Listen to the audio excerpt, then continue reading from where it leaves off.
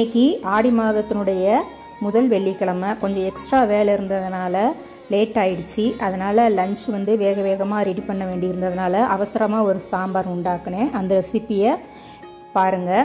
நான் எப்போயுமே சாம்பார் உண்டாக்கும்போது பாசிப்பருப்பு பாதியும் துவரம்பருப்பு பாதியும் மிக்ஸ் பண்ணி தான் உண்டாக்குவேன். இன்றைக்கும் அதே மாதிரி பாசிப்பருப்பும் துவரம்பருப்பும் சம அளவில் எடுத்து அதை கழுவி க்ளீன் பண்ணி வச்சுட்டு அதில் கொஞ்சம் அவரைக்காய், ஒரு தக்காளி பழம், கொஞ்சம் சின்ன வெங்காயம், கொஞ்சோண்டு மஞ்சப்பொடி, 1 டீஸ்பூன் வத்தல் பொடி, 1.5 டீஸ்பூன் மல்லித்தூள், பெருங்காயத்தூள் இது எல்லாத்தையும் போட்டு ஒன்றா மிக்ஸ் பண்ணி தேவையான அளவு தண்ணி ஊற்றிக்கிட வேண்டியதுதான். சாம்பாருக்கு தேவையான அளவு உப்பையும் இப்போயே சேர்த்துக்கிடுவோம். சேர்த்துட்டு கொஞ்சம் ஒரு 1/4 டீஸ்பூன் விளக்கு எண்ணெய் கேஸ்டர் ஆயில் சேர்த்துக்கிட்டு குக்கரை மூடி ஒரு 5-6 விசில் வர்ற வரைக்கும் வேக விட்டுக்கலாம். இது ரொம்ப ஈஸியாக உண்டாக்கிடலாம் அந்த சாம்பார். அதனால தான் இதுக்கு பேர் அவசர சாம்பார். குக்கரில் இப்போ சாம்பார் பருப்பு எல்லாம் வெந்து முடிச்சிருச்சு. உருளைக்கிழங்கு வறுவலுக்கு உருளைக்கிழங்கை வெட்டி வறுவலுக்கு ரெடி பண்ணிக்கிட்டு இருந்தேன். உருளைக்கிழங்கு வறுவலுடைய ஃபுல் ரெசிபி நான் ஷார்ட்ஸாக கொடுத்துருப்பேன். பார்க்காதவங்க ஷார்ட்ஸில் போய் உருளைக்கிழங்கு வறுவல் எப்படி உண்டாக்குறதுங்கிறத பார்த்துக்கலாம். இப்போது பருப்பு காயெல்லாம் வெந்து சாம்பார் ரெடி ஆகிடுச்சு. இதை நல்லா ஒன்று போல் ஒரு கரண்டியை வச்சு நல்லா மசிச்சு விட்டுக்கலாம்.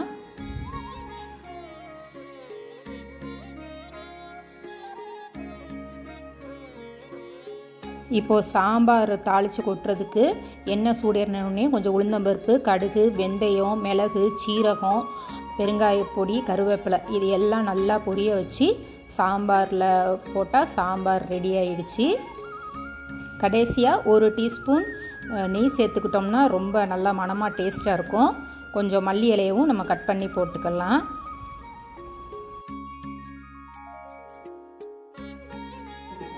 உருளைக்கிழங்கு வறுவலும் ரெடி ஆயிடுச்சு. இப்போ நம்ம சாம்பார், உருளைக்கிழங்கு, பப்படம் வச்சு லஞ்ச் பாக்ஸு கட்டிட வேண்டியதான்.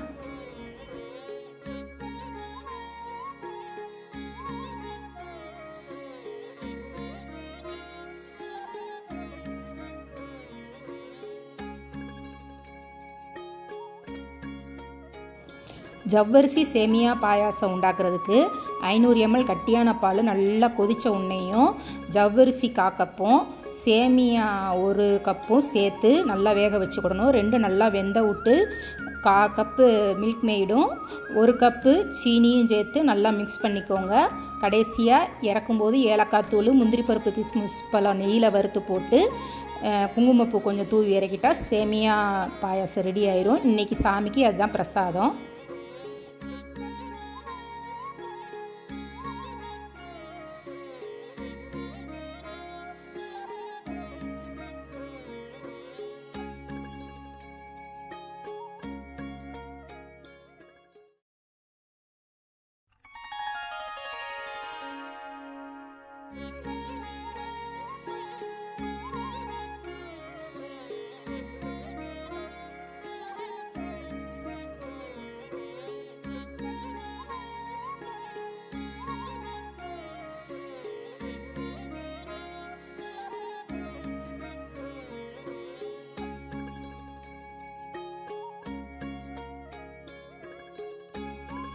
வீட்டில் விளக்கு பொருத்தி சாமி கும்பிட்டுட்டு எங்கள் வீட்டுக்கு பக்கத்தில் துர்கா, லக்ஷ்மி, சரஸ்வதி 3 சாமி சேர்ந்து இருக்கிற ஒரு கோயில் இருக்குது. அந்த கோயிலில் போய் ஆடி முதல் வெள்ளிக்கிழமை சாமியை கும்பிட்டு வீட்டுக்கு வந்தாச்சு. இன்றைக்கி டே எனக்கு இப்படி தான் போச்சு. அடுத்த வீடியோவில் பார்க்கலாம். பை.